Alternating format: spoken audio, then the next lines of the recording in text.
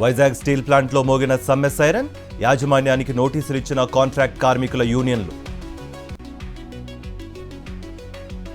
అల్లూరు జిల్లా గడుతూరులో గిరిజనులకు డోలీ కష్టాలు, రోడ్డు మార్గం, అంబులెన్స్ లేకపోవడంతో గర్భిణీ ఇబ్బందులు.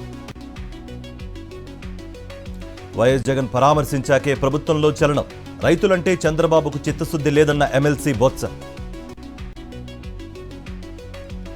కష్టాల్లో ఉన్న రైతులకు ధైర్యం చెప్తే తప్పేంటి, వైఎస్ జగన్ భద్రత విషయంలో నిర్లక్ష్యం వహించారు, ఏపీలో దుర్మార్గమైన పాలన నడుస్తోందన్న కన్నబాబు.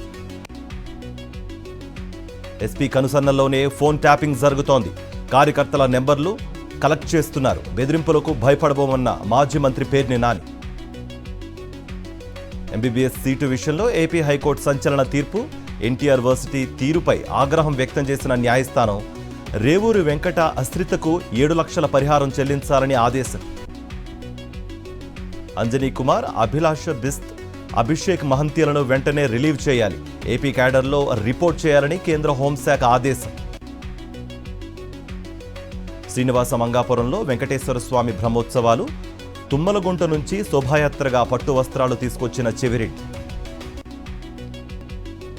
విజయవాడలో 20వ రోజుకు చేరుకున్న వెటనరీ విద్యార్థుల సమ్మె, స్టైఫండ్ పెంచాలని డిమాండ్. రాజమండ్రి గౌతమి గ్రంథాలయం వద్ద నిరుద్యోగుల ఆందోళన, గ్రూప్ 2 పరీక్షల్లో రీస్టోర్ సమస్యలను వెంటనే పరిష్కరించాలని డిమాండ్. సూర్యాపేట జిల్లా హుజూర్ నగర్లో పట్టపగలే వరుస దొంగతనాలు, హడలెత్తిపోతున్న స్థానిక ప్రజలు.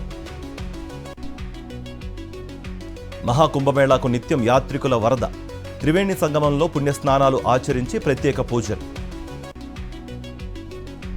అయోధ్యకు పెరిగిన భక్తుల తాకిడి, బాలరాముణ్ణి దర్శించుకునేందుకు భారీగా క్యూలైన్.